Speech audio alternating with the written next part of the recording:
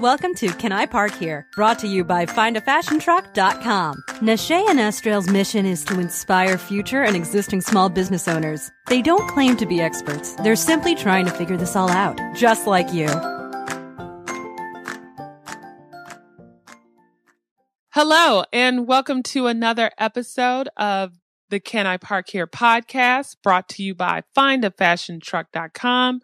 My name is Nashay Snow, and I'm here with Estrell Riles. Today we'll be chatting with Marsha Barnes. She is the owner of the Finance Bar in Charlotte, North Carolina. She's going to be sharing all kind of tips for managing your finances and great ideas for new businesses that are starting out. Yeah, and I really enjoyed talking to Marsha. Number one, I'm just glad she's on here because it's not a traditional mobile retail business. Her truck is fabulous. We definitely recommend going to her website and checking out the inside. It's like going into someone's home. It's great. But finance is kind of almost like processes, right? People don't really like to talk about, but they're really important. And it's near and dear to my heart because I've worked my butt off like the last 10 years to become like debt free. I mean, you know, not counting like maybe my mortgage, but pay off student loans, make sure my credit card is down to zero, and, you know, try to get myself ready for any business ventures that I want to do or continue to do. And you need a plan, and you need to make sure that you're tracking. And so it was just great hearing her talk about that and give great advice. Yeah, so we know that you will enjoy this episode and find it super helpful. So here we go. Hello, everyone. We have Marsha here today. So happy to have her on. Thanks for coming on, Marsha. Hi, ladies. Thank you so much for having me. Absolutely.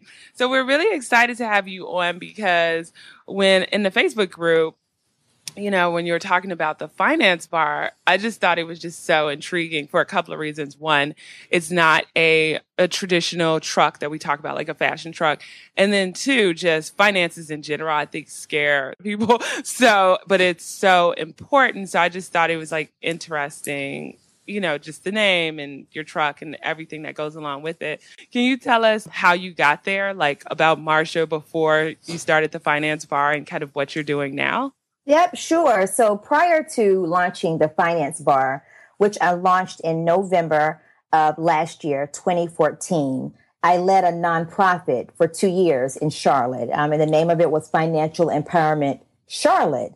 And I've always known while I was managing and leading that nonprofit is that I wanted to expand, but I really didn't know what that looked like, specifically because I'm based out of Charlotte, North Carolina, and Charlotte is a very large banking city and banking industry. So I knew that I didn't want to do anything in a brick and mortar or commercial space because I don't think I'm the typical money coach. And at the time, food trucks became extremely popular in Charlotte. So one day I was just like, I wonder how I can put finances inside of a truck. Again, I didn't know how. I just knew that I wanted to do something different. I knew I wanted to make it fun because, as you mentioned before, finances is a very sensitive subject for a lot of people. I just tried to make it look exciting. And the purpose behind the Finance Bar and the logo and the yellow, it's a reflection of the sun because I always like to speak. When I speak to people, I tell them that the sun will shine again when they're really going through great financial challenges. So that was really my start in how the Finance Bar pretty much came about. Is just an expansion from my nonprofit, Financial Empowerment. So what was your process when you were trying to find your truck? Did you knew that you wanted a bus specifically, or did that just happen to come up? Well, I knew that I wanted a bus specifically because what I do is teach. So when I think of a bus, I think school bus, I think school. So I know that I wanted a bus opposed to maybe a step truck or anything of that nature because I needed to outfit it in a way that I could actually teach on a bus. And what that process looked like for me, very similar to a lot of people, is I started on Craigslist and I found several there, but that wasn't, the challenge. The challenge wasn't actually finding the bus. The challenge was trying to convince my husband that this process would work. Right. So there were like, what are you talking about? Yeah, like, you're going to do what? You're going to drive around and people are going to come in here? Like, no, it was more like absolutely not, because he just didn't. That's my honest truth. That is the truth. So there were tons of buses out there, and we have bus lots even in Charlotte where the school district, they sell their buses after a certain amount of years, or they have a certain level of miles on it because of regulations. So I found a bus on Craigslist, basically ventured out one Sunday with my husband and my brother, went to go look at it in a town called Davidson. It's in North Carolina, a very small town. And a gentleman who was a pilot was selling a bus. They had decided to use it on their farm. His wife got pregnant. They had a baby, and it was just not the perfect timing for them. And voila, it was the perfect bus for me. And it just kind of worked out. Wow. Now, can you walk us through like what's inside of the bus? Like, how did you determine what things you wanted to put in there, and then how the renovation process went? I sure can. So in the very beginning, what I did was I located an interior designer, and her name is Quintel Gwynn. She's actually one of my sorority sisters who has who has an interior design boutique in Charlotte. So we met, and she really laid out everything for me. She kind of drew out how it would look. I gave her some ideas around color, and I went on Pinterest and looked up a few things that I liked. And that's really where we started it. I knew that I wanted fun and vibrant colors. I know that I needed to have seats where people can sit and I could teach. I needed to have bars in there where people can, have laptops and their papers and materials. Then I also wanted to have a couch inside. So when I'm speaking to people one-on-one, they can feel comfortable and feel like they're at home. So that's exactly what we did. We outfitted it with little benches and bars and a couch and these fun colors and laptops and a printer. So all of that stuff is inside. And then we also placed in there a little drinking area so people can have water and coffee or tea when they're there, and then also snacks. So that's pretty much how I outfitted it. And when I had my nonprofit, I realized a lot of the women that I was talking to, they didn't even have internet at home because they honestly could not afford it. That was their situation. So I knew that instead of just bringing people onto bus to talk to them, I needed to also provide that access. And by doing that, that's when I decided to, okay, well, let me purchase some laptops and make sure I have Wi-Fi. So when I'm teaching them, I can give them things they can bring up on the systems themselves. They can do it themselves, but then also provide them with printouts they can take home with them when they want to just write out the information. So whether you have access to an internet or any tools at all, I wanted to provide that to everyone that was on the bus. And that's pretty much what we did. I know this is really random, but back to your interior designer, does she have an online magazine? She has an online magazine, yes, that she started with her and another young lady. Yes, she actually does. Yep, that's her, the Olive Guide. It's so weird. Oh my gosh, she's so bad. Article for her. She featured one of my bedroom designs in her latest issue. Oh yes, yes, that's her. That is her, and she is amazing. I like to call her a silent assassin because anytime you tell her how good she is, she's so humble about it, but she is absolutely amazing. Yeah, because what. Me a while ago. I was Quintel, that sounds really familiar. So I went to my email and I searched my email to see if that was the same person. That's her. It's a small world, man. Well, tell her I said hi.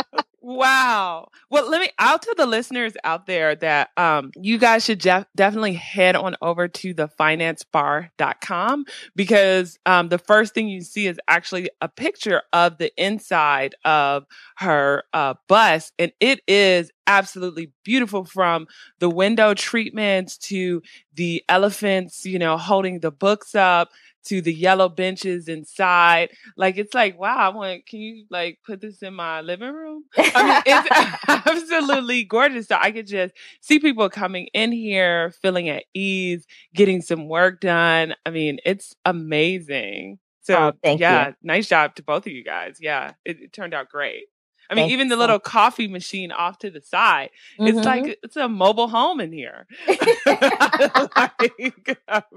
Yep, I want it to be a really comfortable space for anyone that came on the bus. That was the goal, and not to be just a traditional office space. And I did that because it turns me off. Anytime I have to talk to someone that's something really serious, especially about money, I want to be as comfortable as I can. So we tried to come up with really fun and innovative ways that we could do that, but still making sure that we stayed in sync with the bus and a learning environment. Now for it, and you can let us know if you're comfortable or not with sharing it, was this like pretty expensive, or were you able to kind of barter for services? Did you do some of the stuff yourself?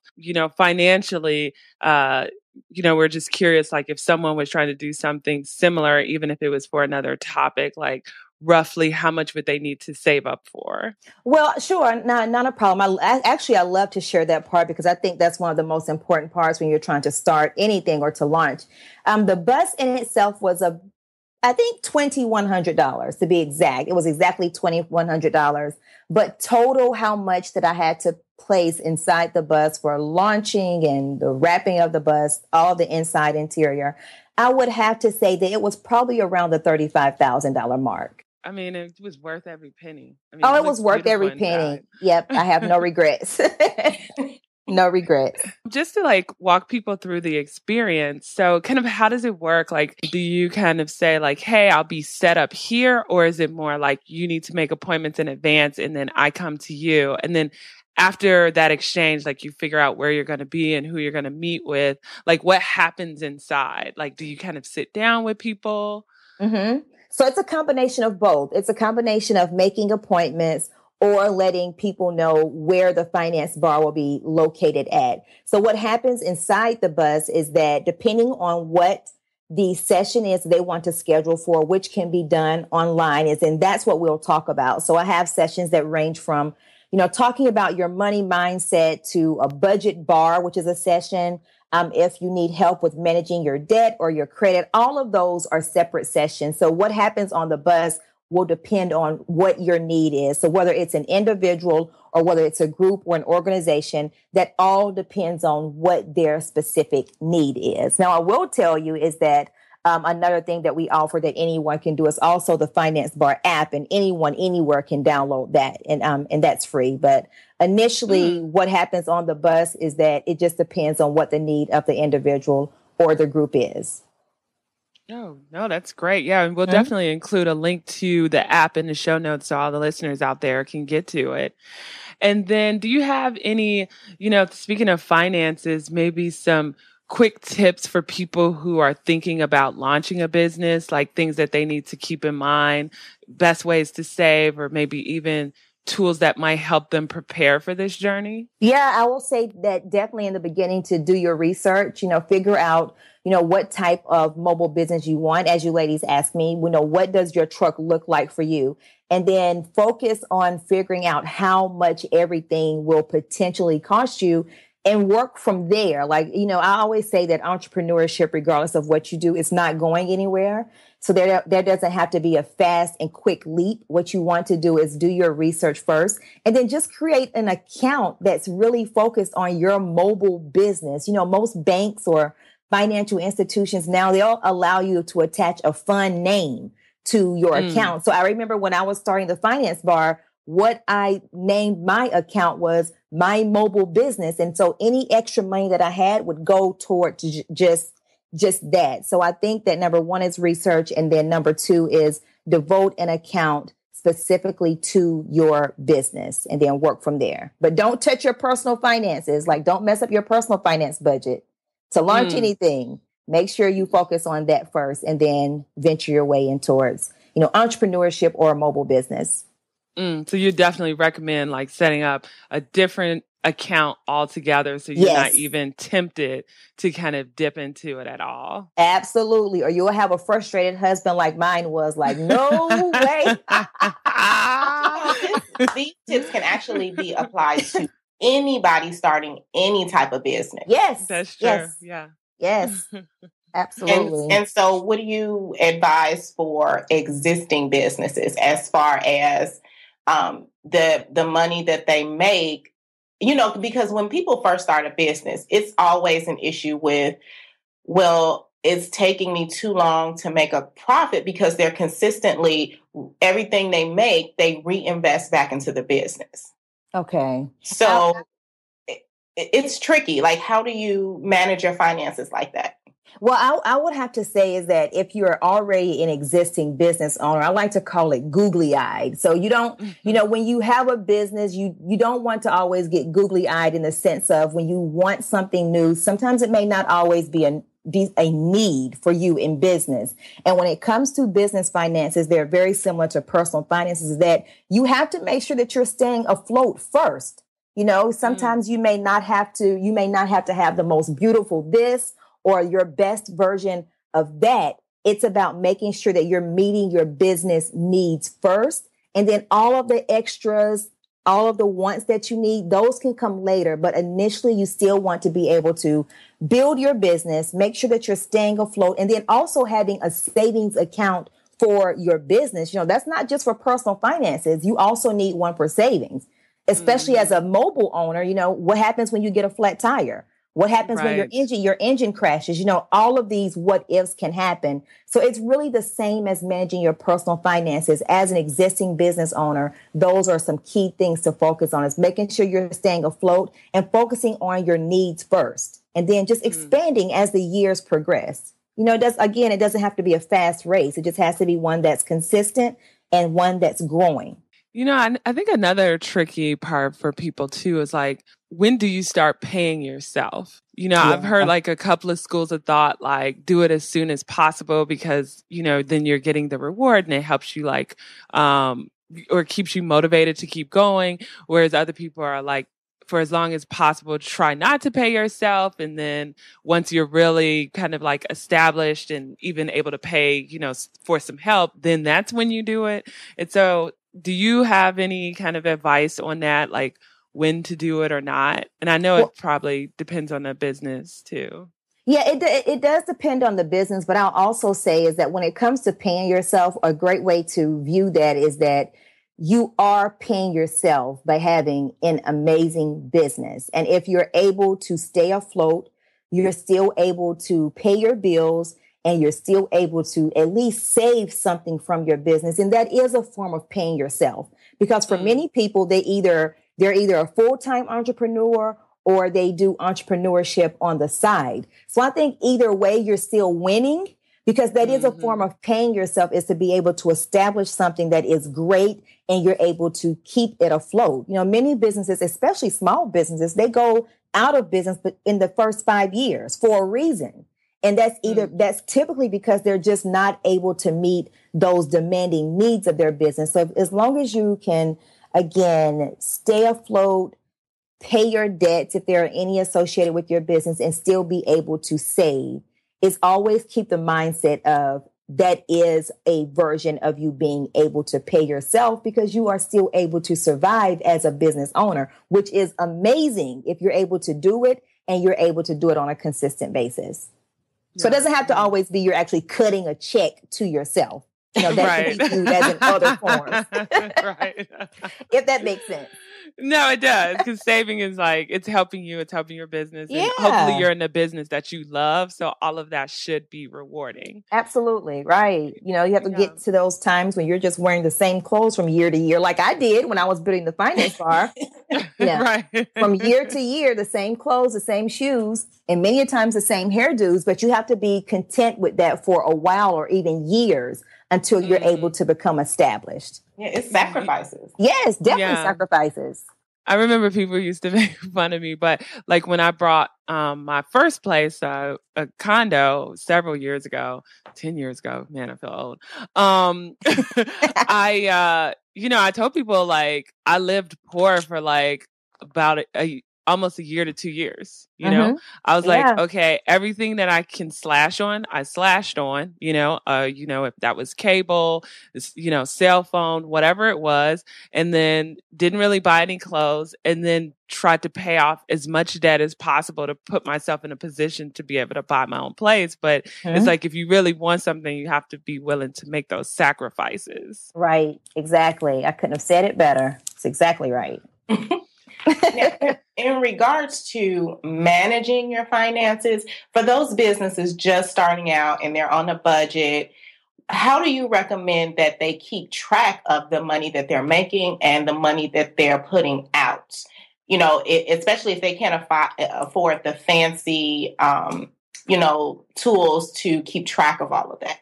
Well, I think a very simple spreadsheet. I had one created for myself, and it's just a balance of your income and your outgo. And you track that from month to month. So you create a spreadsheet and it just has all of your business expenses, everything that you can possibly think of. And once you pay that, or once that invoice comes in for you, you just simply plug in that amount, and you do the same thing with your income as that comes in. So you have your income and your outgo, and you just manage that from month to month. But it's a very simple spreadsheet.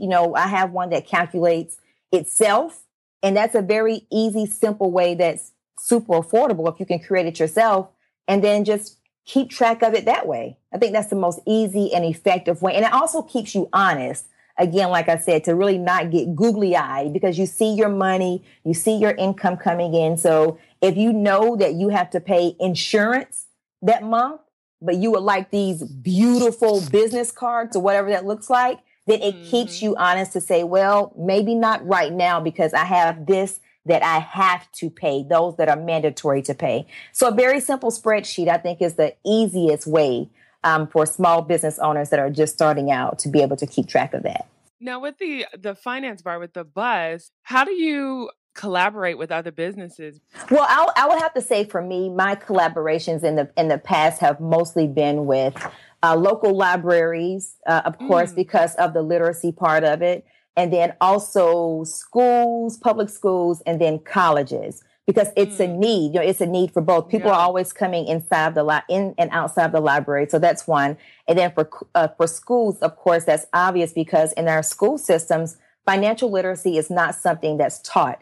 Now, I will also add that I forgot to add earlier is that I also started the Frugal Shop. And the purpose of the Frugal Shop was so that women could consign with me. So anytime that I was at a fashion truck rally, I could take part. So the process is very simple. The women bring me the clothes, the portion that they receive back.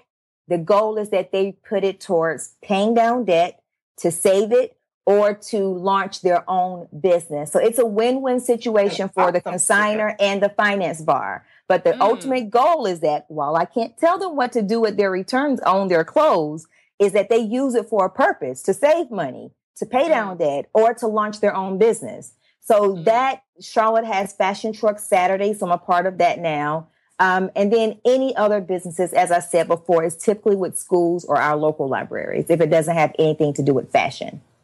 I think this just warms my heart and gives me butterflies in my stomach, because people just don't realize the importance of this. I was lucky. My mom had me taught me how to balance a checkbook in elementary school. You know? Right. And I know people, I remember meeting people in college who didn't even know what that was. What do you mean manage a checkbook? Why are you writing in this little book about what you're spending? You don't even really have any money, but it was that's what I was taught to do. You know what I'm saying? It was hey, my $100, I need to know I'm spending 20 of it. But I feel like we need to start teaching the young, how to do that and how to manage it. And I'm not saying I was perfect, because I even think even in college, I was just so poor. I probably used my credit card more than I should. So when I finally got a career, I had to figure out how to pay that debt. I had to figure out how to pay off my student loans because I didn't have a scholarship, and so really, I think what you're doing is great, because it helps people come up with a plan, because that's what I ended up having to do. And now I am debt free, but it wasn't without sacrifice, without some years working 3 to 4 jobs, in order to make sure that I got to the place that I'm at today and have that financial freedom. So I think what you're doing is amazing. Oh, thank you so much. And I like to say that in the very beginning, it was a point where I was I'm not even sure that this will work, because I don't think when people think about finances, it's not a sexy topic. It's not something that you see plastered on the front of magazines. It's not quite fashionable. It's for many people, it's simply just not the thing to talk about. But I think a lot of times, a lot of the things that we want in life and that we need in life, we don't realize that a way to get those is because of money. So what is that, what does that journey look like for individuals? Even when we talk about entrepreneurship and launching a business, well, we all know the truth is that it takes money. So how do you get to that point of living out your dreams? So that's one of the main reasons that I wanted to do it, is to really bring it to the forefront, but do it in a fun, friendly type of way, and to help women better understand, like, look what you can gain just from doing this and sacrificing that just for a moment. So, it's been awesome. It's been awesome. No, and I think that's great too, because now, I am married, but for me, like, the thing that I was always taught too, especially as a female, is like, you have to be okay. God forbid, if something happened to my husband tomorrow, I should be able to be okay. I shouldn't be out in the street. You have to be able to take care of yourself. I've met like some women too, who's like, oh, my husband takes care of all my finances. I don't even know what's coming in the door. What? Oh, wow. Yeah, wow. You know what I'm saying? What? So I'm like, if you're married or if you're single or whatever, I think just we as women, we need to make sure that we understand what's coming in, that we have like a nest egg, and that we could take care of ourselves if we are by ourselves, Yeah, absolutely. Because I don't think it's a dig on marriage, and I don't think it's a dig on, having a husband, but I think that it is important that we know. I remember my husband being overseas in Afghanistan for almost 2 years, and almost every single day I wondered, okay, well, what happens if he doesn't come home? And I also think we have to realize is that whether you have a spouse or if you're single, we're all human. We're not robots. So if your husband goes out and he breaks a leg, then what happens to you? You have no idea what that's just the reality of life. That's just us just living in life in general, is that you have to be mindful of those types of things and having an understanding what's going on inside your household. It's a shared responsibility. It doesn't matter single or if you're married. Right. Absolutely. Yeah. Mm-hmm. Now, on your website, I mean, you're like media queen. I see you've been on like Black Enterprise, Yahoo, CBS Radio, Fox, and several others with any business, but in particular fashion trucks too. It's important that you kind of get out there and get that media coverage. What has been your tactic? Have you been lucky and they just come to you, or is there anything you do to kind of like reach out? Nope. I've just been lucky that they have come to me. And then most recently, I had an interview with ABC World News. They came to town and interviewed me as well. But the only one that I actually reached out to myself at one point was WCCB News. And they allowed me to launch live on their station when I first launched the actual bus. So aside from them, I've been fortunate enough to have everyone ask me to come on and then take part. So really not a strategy, just trying to really do what I do, trying my best to put good work out there, and trying to develop a sense of having a great business reputation, a personal reputation, and putting that out in the forefront. And I think that's a great strategy for everyone, is that when you do good work and you know that you've done good work, is that people will come. So that's whether it's media or clients, is that the focal point should just be being good at serving others, and the people will come. The people will come. Yeah. Do you offer any type of online services, virtual? I do. Absolutely. I have a virtual members club. The members club is a $10 per month subscription. And what members receive monthly is a monthly workbook. They receive monthly challenges, a desktop saver, and then a personal finance virtual session that's hosted by myself and then led by another personal finance expert in the industry. So every single month, there's a different topic of the month. So of course, in January, we began with money mindset, because that's typically where everyone is. It's like, what am I going to do about my finances at the beginning of the year? February was financial intimacy, of course, because of Valentine's Day. And then it just ventures on throughout the month. So that's a virtual basic community that I have going on with virtual members. And it's every single month. It's a good time. And that's one of my top sellers, to be quite honest. And I think because it's so inexpensive.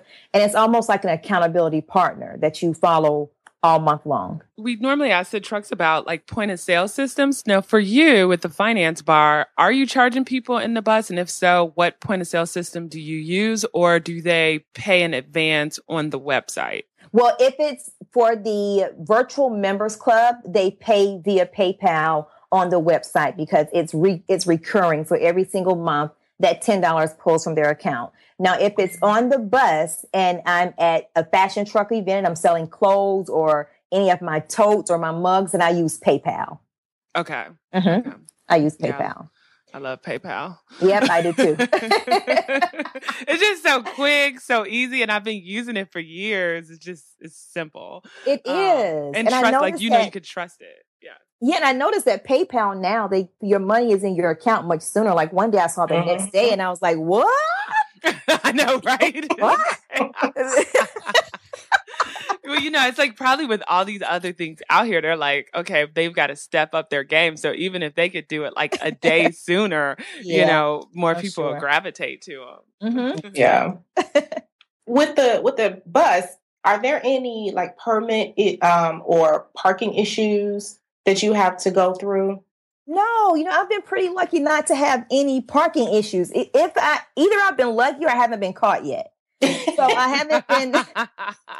haven't had any parking issues. Now, when I first purchased the bus, I'll tell you is that I decided not to leave it parked at our house because of any issues with our community organization or homeowners association. So I opted to put it into daycare, is what I call it, which is just a storage facility. Is where it is. But aside from that, I haven't had any parking issues at all or had to get any special permits. Aside from if I'm at a location and on someone's lot, I have had to increase my insurance coverage, for the safety of people that would be around and for myself, but not any permit issue specifically. I was looking at your Instagram account and, man, you have a cult following there. How were you able to get like so many followers, which is amazing? Because it's like for the listeners out there, she has 15.6 thousand followers. So have you gotten as many followers since November, or was this when you started years ago with the nonprofit and then slowly been building that up? Well, when I had the nonprofit, I'll be honest with you, I didn't have nearly as many followers at all. And I was using my personal name. I didn't even have one just for my business. This really has been since November. But I think, wow. But I'll tell you, I think my secret is because I try my best to pull in my audience. Meaning, I said it before at the beginning of our call, is that I like to really put myself into someone's shoes because I really take others' personal finances personally. So I have different campaigns where people can, go on my site and share their frugal story. So example, your frugal story may be you enjoy putting money into your business. So when I post that, then that means that they typically post it on their page. So then there's just more followers. So I think the key to everything is it's making it more about who you're serving than yourself. And I think that's just been part of me being able to grow my Instagram page as much as it has grown through November. No, it's great. I mean, I love all of your branding. It's completely consistent. I'm even the website, when I go to it, it just feels like fun and airy. And, I think sometimes when you go to those finance sites, they use black army green, and then it's like really dry and you're like, well, this is going to be exciting. But with yours, it's like, oh no, this is going to be fun. I feel like, oh, I'm going to be able to understand what she's posting. Like, I'm going to be able to relate to it. She's going to tell me how to, if I want to shop all the time, how to shop. If I want to start a new business, how to start a new business. So I think you did an excellent job with your brand. Oh, thank you so much. That was, with help of other people and my web designer and brand expert, is that I have to give them credit for that as well. But that was the goal, as I said before, is just to try to pull people in and make it fun and exciting. And I think that's kind of what I pulled off. So thank you so much for that. Yeah, I was just about to ask you if you did the website yourself or if you hired someone. Yep, I hired someone with Brandwich. It's called brandwich.com. I hired her in for my branding and web design. Unfortunately, she's not doing web design anymore or design because she's moved on to be more of a business coach, which is awesome for her. So I called her just in time, but I actually hired someone to do all of that for me. Okay. And I think that's very important. And we try to tell, a lot of the the aspiring business owners and the existing mobile boutique owners that your website is key. You know, that it represents your brand, and you want people to feel comfortable with shopping with you. And that's your website is what pulls people in. If your website isn't up to par, then most people are not going to shop with you. Yeah, I agree, because I think it comes with, there's so much fraud that goes on online, and people just being able to trust who they do business with. So I think another thing that's important to remember is that the more that people can see that you have invested into your business yourself, the more they are also willing to invest in you. But I think and the only way that we're able to prove that when we're not in front of people is just to have a great online presence. So I definitely think that's important. I agree. What advice do you have for future business owners? Future business owners is that know in the very beginning that it will be a lot of hard and tough work. I always like to say is that 20% of what you see, all the fun stuff and all the pretty stuff, is really 20%. 80% of it is definitely grunt work. Read a lot, research a lot. If you're passionate about it, stick with it and do everything in baby steps. Entrepreneurship isn't going anywhere, but you definitely want to be awesome at what you do. Always want to be awesome at what you do. So research a lot and know in the very beginning that it's going to be a lot of work, and develop great business relationships. It's very important. And when it comes to starting a business, how do you recognize a bad risk versus a good risk financially? Well, I think you have to be honest with yourself to say, is this going to work? A lot of times you can't try what everyone else is trying, because it just may not work for you. So I think your gut always tells you, is this going to be a bad investment? And you honestly, you have to go with what your gut is telling you at the moment. It may be nice and it may seem awesome in the very beginning, but if you know that the benefit of it pretty much does not the negative benefit of it does not outweigh the positive benefit of it, then just don't go with it. Keep pounding out creative ideas of what you think people will want, and listen to your audience. Like, the best way to get feedback is from social media. I think we all know what people want because they tell us, right? They tell us if our product isn't great. They tell us if our pictures don't look good, because people are so vocal in the social media age. So a lot of times it's not an attack on an individual or your business. It's just a way to be able to communicate and say, hey, if you try this, or hey, this would be nice. That's a great way to realize if this is more of a risk or if I think it will work for my businesses. Be honest with yourself. It's the easiest way to put that. Yeah. Yeah. And also, I'm not really familiar with business loans, but is that something that you recommend? Like, I don't know what the interest rates on that is, or, is that like a setup? Like, I'm going to fail if I get this business.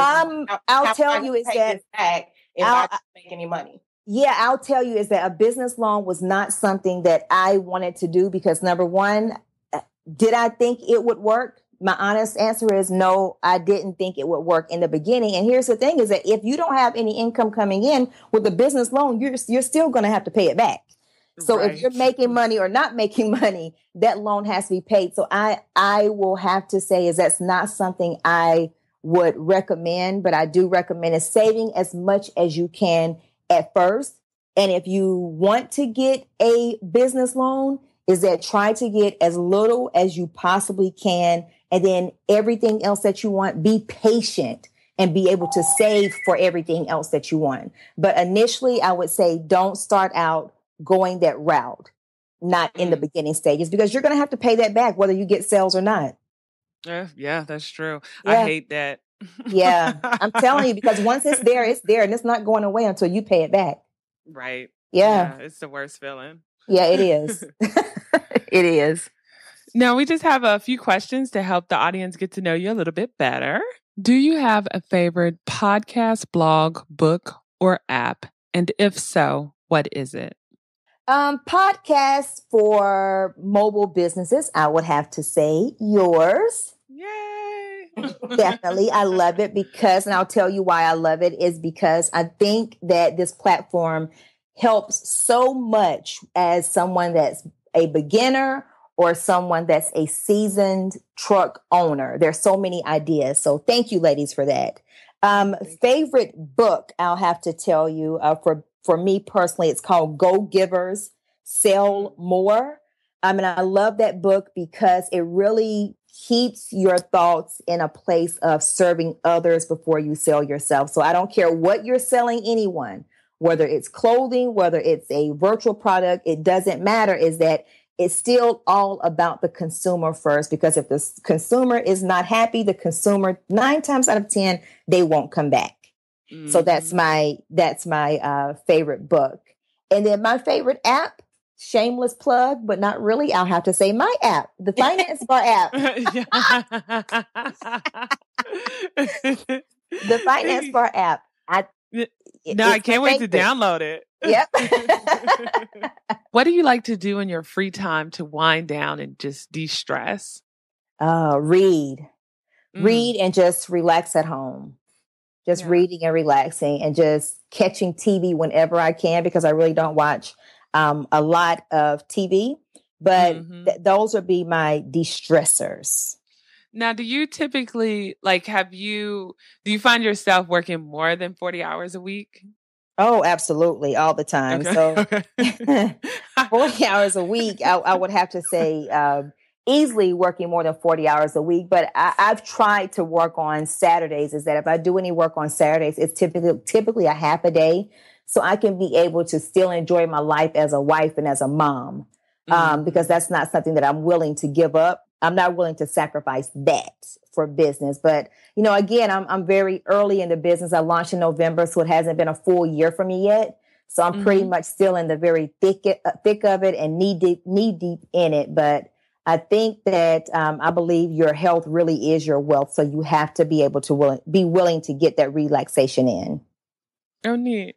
Yeah. And then also, lastly, do you have a favorite tool that you use to kind of keep track of your finances? I know some people are like FreshBooks or Quicken. Some people just use Excel, but do you have a favorite tool? I don't really have a favorite tool. I don't use QuickBooks. I really use just my spreadsheet and PayPal, because PayPal allows you now, they have all of these different types of reportings that you can use. And that's the information that I send over to my accountant, but I really don't have any type of software that I would have to say is my favorite. I'm just a huge fan of just creating that one spreadsheet and PayPal reports and then sending that over to my accountant just to keep it really easy for me. But I do think that's an area I've heard a lot of great things about QuickBooks. So that's something that I still want to be able to look into. Just haven't tried it yet. And you're kind of keyed in on something too, is the accountant, because it seems like for every business, everybody should have an accountant and a lawyer, right? On retainer or something, someone that you could go to help you out. But at what point do you say, I think I need an accountant? How much money do you need to be making before you get one? I don't know that it's a certain amount that you need to make, because I think that's one of the most important things that you can invest in is an accountant. And for a lot of people, I don't know if they realize is that whoever you were using in the beginning before you had a truck, if you just were working, a 9 to 5 and someone was doing your taxes, that typically those people can manage your income for your business as well. So I think that's something to invest in very early on. And you'll be amazed to know that it's really not expensive to use an accountant, especially if you're just sending your information over to them, once a month. And at the end of the year, they're just doing your taxes. A lot of times we're afraid because we think it's just so expensive, but it's really not. For my accountant, when I send it over to him, it's $75 per month for him to manage that for me. So I think that's well worth it to make sure that I'm not in a pickle at the end of the year with the IRS or the state. That's worth it for me. Yeah, that's a need for your business, a definite need. Now, our final question is, what would you attempt to do if you knew you could not fail? I would probably go purchase 5 more buses. Wow. Ooh. Yeah, at least 5 more buses. I want to have buses in a lot of different states. And I don't know what that looks like, but I would definitely try to purchase a fleet of buses. So financial literacy is all over schools and college campuses and just available for people that need it, because I don't think it should be considered as a luxury item. You know, it shouldn't be. So much goes into our money. People are threatened by layoffs every single day and scared of the what ifs. So it is a need that you would not believe. So that's something that I would just like to spread across many different states. And I've tried to do that with the virtual club to make sure that I'm not just focused in my area, but that's something that I would definitely do if I wasn't afraid to do it. I love that term, financial literacy. Mm-hmm. Yeah. Financial literacy. And can you tell the listeners where they can find you, maybe your website, social media handles, and any events or packages or anything else you'd like them to know about? Absolutely. Well, you can find more information about the Finance Bar, of course, on our website at thefinancebar.com, all over social media, Facebook, Twitter, Instagram, and Pinterest. Everything's at The Finance Bar. And then, as I stated before, for anyone that's listening, is that I offer a virtual members club. The cost of that is $10 per month. Members receive, again, workbooks, monthly challenges, a virtual expert session that's typically like an hour long. They receive that every single month, and it's constantly growing. And I expect it to even be much better and more exciting in 2016. And then those that are local in Charlotte is that I'm always available for group events, organizations, fashion truck rallies, anywhere. I'm available. So reach out to me. Well, thank you so much for coming on to the show. This is great. Oh, thanks so much for having me. Man, I just love her spirit. She just seems like a fun person. I almost wish I was like in her city so I could hang out with her. Yeah, she was really cool. And honestly, it kind of gets me thinking about better managing my own finances, like especially with my personal business. I admit I kind of slack on, tracking my expenses and then the income that I'm getting in. So I need to work on that. And I know I'm not going to try and pay for any fancy, accounting equipment or whatever. Like I remember one time you tried to get me to use QuickBooks and I bought it and never used it. So it's just a waste of money. So I'm probably going to just work on a spreadsheet, an Excel spreadsheet, and try to, get everything together that way. But I really need to do it. I just really enjoyed hearing her journey about starting the bus, going from the nonprofit to the bus. And I just think it's amazing that it's almost like, giving back really what she's doing, because she's going to the schools, she's going to the library to like touch all these young people and older people too, to make sure that their finances are on point. So kudos to her. So we hope you enjoyed the episode.